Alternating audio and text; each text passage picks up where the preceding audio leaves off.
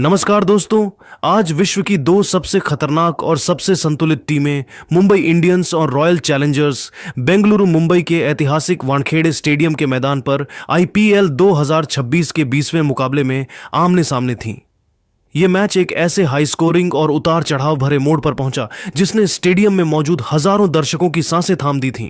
Mumbai Indians के कप्तान हार्दिक पांड्या ने वानखेड़े की लाल मिट्टी वाली पिच और शाम को गिरने वाली ओस के प्रभाव को देखते हुए टॉस जीतकर पहले गेंदबाजी करने का रणनीतिक फैसला लिया और बेंगलुरु को बल्लेबाजी के लिए आमंत्रित किया। वानखेड़े का यह ऐतिहासिक मैदान आज नीले और लाल रंगों के समंदर में तब्दील हो चुका था। एक तरफ रोहित शर्मा और सूर्या के चाहने वाले थे तो दूसरी तरफ क्रिकेट जगत के निर्विवाद महानायक विराट कोहली के लिए गूंजता पूरा मुंबई। जैसे ही अंपायरों ने खेल शुरू होने का इशारा किया, मैदान पर जो ड्रामा शुरू हुआ उसने दर्शकों की धड़कनें बढ़ा दी। मुंबई की फिजाओं में उस शाम एक अलग ही नशा था। स्टेडियम का कोना कोना खचाखच भरा हुआ था और दर्शकों का शोर इतना प्रचंड था कि एक दूसरे की आवाज सुनना भी नामुमकिन लग रहा था। रॉयल चैलेंजर्स बेंगलुरु की ओर से पारी का आगाज करने के लिए जब दुनिया के सबसे खतरनाक और विध्वंसक सलामी बल्लेबाजों में शुमार फिल सॉल्ट और विराट कोहली ने मैदान पर कदम रखा तो पूरे स्टेडियम में जैसे बिजली की एक लहर दौड़ गई। आरसीबी के प्रशंसकों को उम्मीद थी कि यह जोड़ी आज मुंबई के गेंदबाजों की धज्जियां उड़ाकर रख देगी, लेकिन दोस्तों, मुंबई इंडियंस के कप्तान हार्दिक पांड्या ने एक मास्टर स्ट्रोक खेला और गेंद थमाई रफ्तार के सौदागर ट्रेंट बोल्ट को, जो अपनी स्विंग होती गेंदों से किसी भी बल्लेबाजी क्रम को ध्वस्त करने का माद्दा रखते हैं।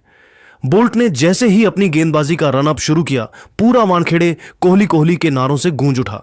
बोल्ट की पहली ही गेंद अंदर की तरफ आती हुई एक तीखी इन स्विंगर थी जिसे विराट ने बड़ी ही नजाकत से मिड ऑन की तरफ धकेला, लेकिन दूसरी ओर फिल सॉल्ट आक्रामक मूड में थे। उन्होंने बोल्ट के पहले ही ओवर में 2 कड़क चौके जड़कर आरसीबी का खाता खोला। वानखेड़े स्टेडियम के उमस भरे माहौल में जब पारी का तीसरा ओवर शुरू हुआ तो दर्शकों का शोर 7वें आसमान पर पहुंच गया, क्योंकि कप्तान ने दुनिया के सर्वश्रेष्ठ और सबसे घातक तेज गेंदबाज जसप्रीत बुमराह को आक्रमण पर लगा दिया था। बुमराह ने आते ही अपनी सटीक यॉर्कर और रहस्यमयी धीमी गेंदों से फील सॉल्ट को बुरी तरह परेशान करना शुरू कर दिया।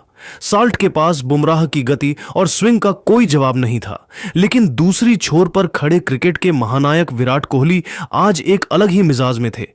जब बुमराह ने अपनी चिरपरिचित गति के साथ एक सटीक लेंथ गेंद फेंकी तो विराट ने अपनी कलाइयों का जादुई इस्तेमाल किया और गेंद को कवर्स के ऊपर से एक दर्शनीय और गगनचुंबी छक्के के लिए विदा कर दिया।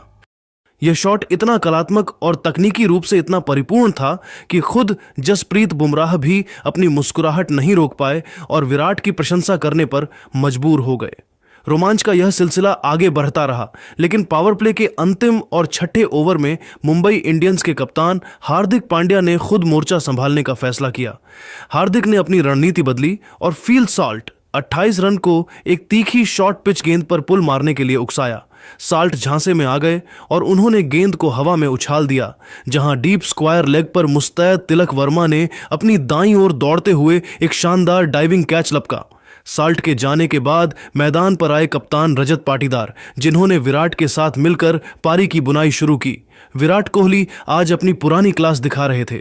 उन्होंने अफगान स्पिनर अल्लाह मोहम्मद गजनफर की फिरकी को बड़ी ही आसानी से परहा और उनके खिलाफ अपने कदमों का बेहतरीन इस्तेमाल करते हुए 2 लगातार छक्के जड़कर स्टेडियम में बिजली सी लहर दौड़ दी। इसी तूफानी अंदाज के साथ विराट ने मात्र 32 गेंदों पर अपना अर्धशतक पूरा किया। वानखेड़े स्टेडियम की तपिश और दर्शकों के उन्माद के बीच जब रॉयल चैलेंजर्स बेंगलुरु की पारी के 10 ओवरों की समाप्ति हुई तो स्कोरबोर्ड पर 98/1 का स्कोर जगमगा रहा था। विराट कोहली की मास्टर क्लास बल्लेबाजी को देखकर ऐसा प्रतीत हो रहा था कि बेंगलुरु आज 230 या 240 के उस जादुई आंकड़े को भी पार कर जाएगी जो T20 क्रिकेट में किसी भी टीम के मनोबल को तोड़ने के लिए काफी होता है। वानखेड़े की सपाट पिच और छोटी बाउंड्री को देखते हुए मुंबई के प्रशंसक सहमे हुए थे, लेकिन ठीक इसी मोड़ पर 5 बार की चैंपियन मुंबई इंडियंस ने अपनी जुझारू वापसी की पटकथा लिखनी शुरू की, जो उनके डीएनए में बसी है। पारी का 11वां ओवर लेकर जब स्विंग के सुल्तान ट्रेंट बोल्ट अपने दूसरे स्पेल के लिए वापस मोर्चे पर आए तो उन्होंने अपनी पहली ही गेंद से खलबली मचा दी। बोल्ट ने अपनी सटीक लाइन और लेंथ से आरसीबी के कप्तान रजत पाटीदार को दबाव में डाला और फिर एक ऐसी घातक अंदर की तरफ आती हुई तेज इन स्विंगर फेंकी जिसका पाटीदार के पास कोई तकनीकी जवाब नहीं था। गेंद उनके बल्ले और पैड के बीच के संकरे गैप को चीरती हुई सीधे स्टंप से जा टकराई और गिल्लियां हवा में कलाबाजियां खाने लगीं। पाटीदार का क्लीन बोल्ड होना मुंबई के लिए ताजी हवा के झोंके जैसा था। इसके बाद मध्यक्रम की जिम्मेदारी संभालने आए देवदत्त पडिक्कल और विकेटकीपर बल्लेबाज जितेश शर्मा ने स्थिति की गंभीरता को समझा। इन दोनों ने जोखिम उठाते हुए कुछ अत्यंत आकर्षक और साहसी शॉट्स खेले, जिससे रनों की रफ्तार पूरी तरह थमी नहीं और आरसीबी का स्कोर लगातार बढ़ता रहा। लेकिन दोस्तों, इस मैच का वास्तविक, ऐतिहासिक और सबसे निर्णायक मोड़ तब आया जब पारी का 18वां ओवर डालने के लिए एक बार फिर दुनिया के नंबर 1 तेज गेंदबाज जसप्रीत बुमराह आक्रमण पर आए। बुमराह ने इस ओवर में अपनी विश्व स्तरीय महानता को एक बार फिर सिद्ध किया और अकेले दम पर आरसीबी के फिनिशरों की कमर तोड़कर रख दी। उन्होंने ओवर की तीसरी गेंद पर जितेश शर्मा को अपनी उस मशहूर सटिक यॉर्कर पर फंसाया जिसे खेलना किसी भी बल्लेबाज के लिए नामुमकिन होता है। जितेश के आउट होने के बाद जब खतरनाक टिम डेविड क्रीज पर आए तो बुमराह ने अपनी चतुराई का परिचय दिया। उन्होंने एक धीमी गति की बाउंसर फेंकी जिसे पराने में डेविड पूरी तरह चूक गए और गेंद उनके बल्ले का ऊपरी किनारा लेकर हवा में खड़ी हो गई। बुमराह के इस अविश्वसनीय ओवर ने बेंगलुरु की रनों की उस तूफानी रफ्तार पर पूरी तरह ब्रेक लगा दिया जो एक विस्फोटक और रिकॉर्ड तोड़ फिनिश की ओर बराच रही थी।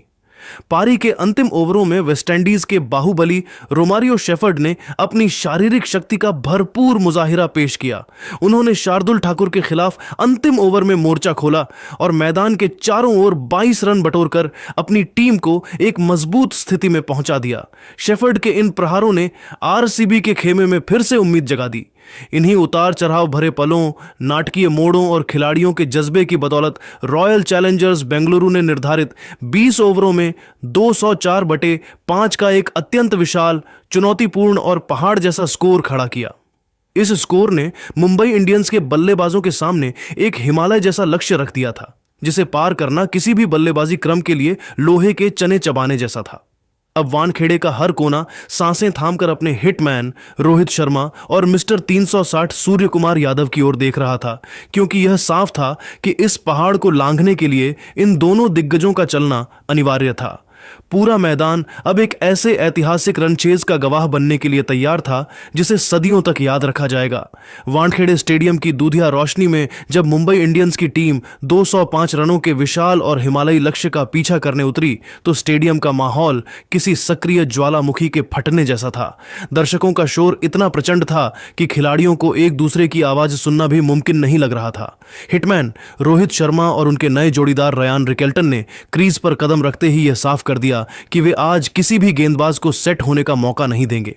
आरसीबी के मुख्य स्ट्राइक बॉलर जोश हेजलवुड और स्विंग के उस्ताद भुवनेश्वर कुमार के खिलाफ इन दोनों ने पहले 3 ओवरों में ही तूफानी बल्लेबाजी करते हुए 45 रन कूट दिए।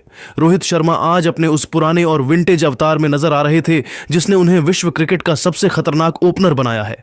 उन्होंने हेजलवुड की एक तेज रफ्तार गेंद पर अपना signature no look pull shot खेला और गेंद बल्ले से टकराते ही रॉकेट की तरह ट्रेवल करती हुई सीधे स्टेडियम की छत के पार चली गई। दूसरी ओर रिकेल्टन ने भी भुवनेश्वर कुमार की स्विंग को बेअसर करते हुए उन्हें लगातार 3 कड़क चौके जड़कर मुंबई के खेमे में जोश भर दिया। रनों की इस बहती गंगा को रोकने के लिए आरसीबी के कप्तान रजत पाटीदार ने बड़ी ही चतुराई से अपने संसाधनों का इस्तेमाल किया। उन्होंने तेज गेंदबाजों की पिटाई को देखते हुए स्पिन का जाल बुनने का फैसला किया और अनुभवी कृणाल पांड्या को आक्रमण पर लगाया। कृणाल ने कप्तान के भरोसे पर खरा उतरते हुए अपनी एक स्किडिंग और तेज गेंद पर रयान रिकेल्टन 34 रन को पूरी तरह भ्रमित कर दिया। गेंद सीधे उनके पैड्स पर जा लगी और अंपायर ने बिना किसी देरी के उन्हें एलबीडब्ल्यू आउट करार दिया। रिकेल्टन के आउट होने के बाद वानखेड़े में वो गूंज सुनाई दी जो केवल एक ही खिलाड़ी के लिए आती है, मिस्टर 360 सूर्य कुमार यादव। सूर्या ने जैसे ही बाउंड्री लाइन पार की, स्टेडियम की ऊर्जा एक अलग ही स्तर पर पहुंच गई। सूर्या और रोहित की इस जादुई जुगलबंदी ने वानखेड़े की लाल मिट्टी वाली पिच पर मानो आग लगा दी थी।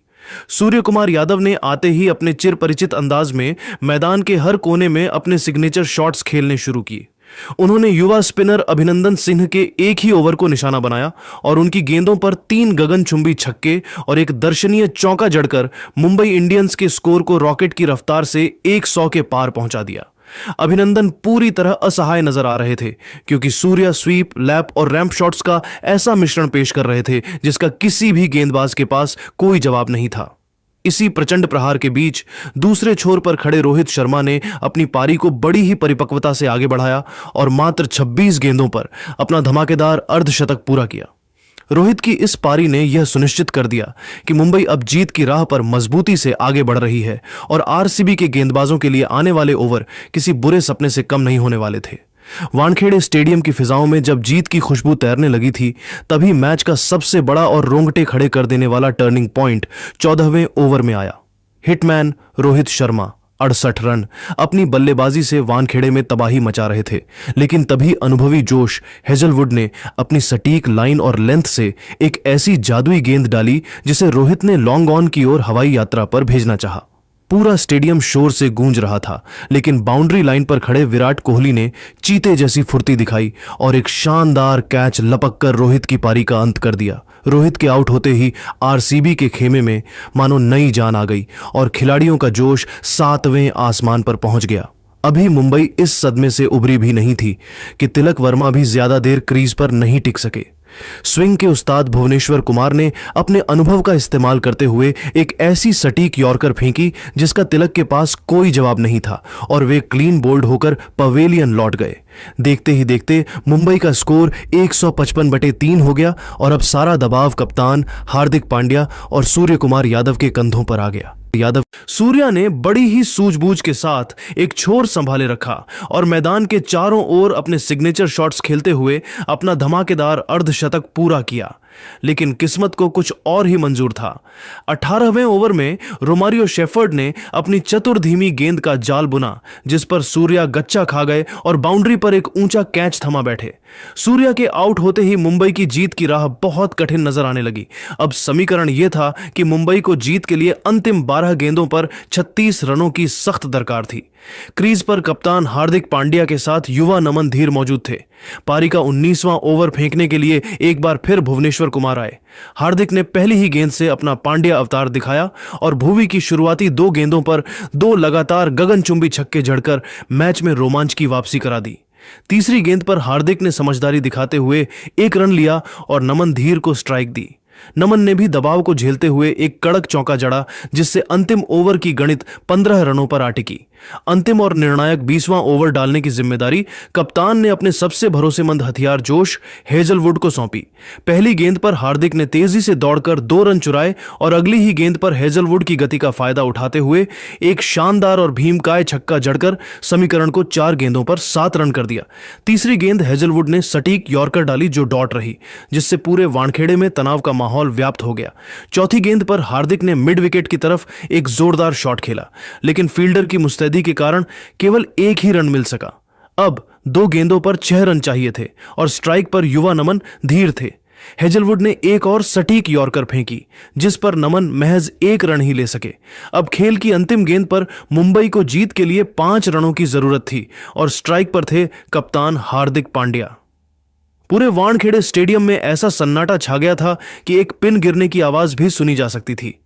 हेजलवुड ने अपनी रणनीति के तहत एक धीमी गति की बाउंसर डाली। हार्दिक ने अपनी पूरी शारीरिक शक्ति झोंकते हुए बल्ला घुमाया। गेंद बल्ले का ऊपरी किनारा लेकर विकेटकीपर के ऊपर से बाउंड्री के बाहर छक्के के लिए चली गई। इस जादुई शॉट के साथ ही हार्दिक पांड्या ने एक नामुमकिन जीत को मुमकिन कर दिखाया। मुंबई इंडियंस ने यह रोंगटे खड़े कर देने वाला मुकाबला अंतिम गेंद पर जीतकर वानखेड़े में अपनी बादशाहत कायम रखी। रोहित शर्मा और सूर्य कुमार यादव की शानदार पारियां और हार्दिक का वो ऐतिहासिक अंतिम प्रहार इस मैच की असली जान रहे, जबकि आरसीबी के लिए विराट कोहली की कड़ी मेहनत और जुझारूपन बेकार चला गया। यह मुकाबला आईपीएल 2026 के इतिहास का सबसे क्लोज एनकाउंटर